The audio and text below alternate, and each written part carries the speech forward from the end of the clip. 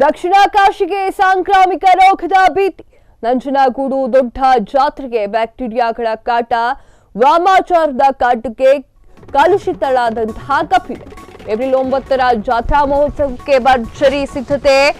ಆದರೆ ಕಪಿಲಾ ನದಿಯಲ್ಲಿ ಸ್ನಾನ ಮಾಡಲು ಭಕ್ತರು ಹಿಂದೇಟನ್ನ ಹಾಕ್ತಾ ಇದ್ದಾರೆ.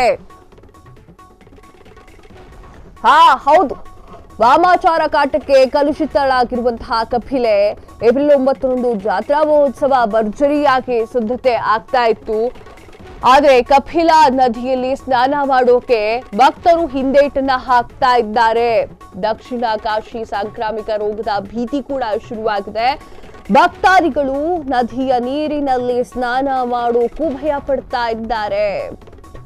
ವಾಮಾಚಾರದ ಕಾಟಕ್ಕೆ ಕಲುಷಿತಲಾಗಿದ್ದಂತಹ ಕಪಿಲೆ ಎಲ್ಲರೂ ಕೂಡ ಭಯದಿಂದವೇ ಇದ್ದಾರೆ. ಏಪ್ರಿಲ್ 9ರಂದು ಜಾತ್ರಾ ಮಹೋತ್ಸವ ಇದೆ. ಭರ್ಜರಿಯಾಗಿ ಜಾತ್ರಾ ಮಹೋತ್ಸವ ರೆಡಿ ಆಗ್ತಾ ಇದೆ. ಈ ಒಂದು ಸಂದರ್ಭದಲ್ಲಿ ಕಪಿಲಾ ನದಿಯಲ್ಲಿ ಸ್ನಾನ ಮಾಡಲಿಕ್ಕೆ ಜನರು ಹಿಂದೇಟನ್ನ ಹಾಕ್ತಾ ಇದ್ದಾರೆ.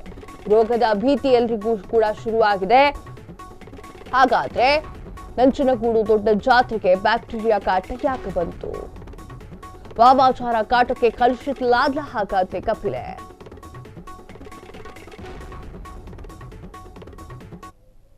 ಎಸ್, ಹೌದು, ನಂಜನಗೂಡು ದೊಡ್ಡ ಒಂದು ಜಾತ್ರೆ ನಡೆಯುತ್ತೆ. ಆ ಒಂದು ಜಾತ್ರೆಯಲ್ಲಿ ಸ್ನಾನ ಮಾಡೋಕ್ಕೂ ಕೂಡ ಜನರು ಹಿಂದೇಟ್ ಹಾಕ್ತಾ ಇದ್ದಾರೆ. ಕಪಿಲಾ ನದಿ ಕಲುಷಿತವಾಗ್ತಾ ಇದೆ ಎನ್ನುವಂತಹ ಮಾತು ಸಾರ್ವಜನಿಕ ವಲಯದಲ್ಲಿ ಕೇಳಿ ಬರ್ತಾ ಇದೆ.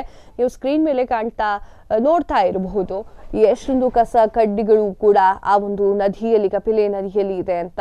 ಹಾಗೆ ಕೆಟ್ಟದ್ದನ್ನ ಮಾಡುವಂಥವರು ಕೂಡ ಇಲ್ಲಿ ಬಂದು ಕೆಟ್ಟದ್ದನ್ನ ಮಾಡಿದ್ದಾರೆ ಅಂತ ಅನ್ಸುತ್ತೆ. ಆ ಒಂದು ಕಾರಣಕ್ಕೆ ಯಾರು ಕೂಡ ಒಂದು ಕಪಿಲೆ ನದಿಗೆ ಇಳಿಯೋಕೆ ಭಯ ಪಡ್ತಾ ಇದ್ದಾರೆ. ಯಾರು ಕೂಡ ಇಳಿತಾ ಇಲ್ಲ. 9ರ ಜಾತ್ರಾ ಮಹೋತ್ಸವ ಅದ್ಧೂರಿಯಾಗಿ ನಡೀತಾ ಇತ್ತು.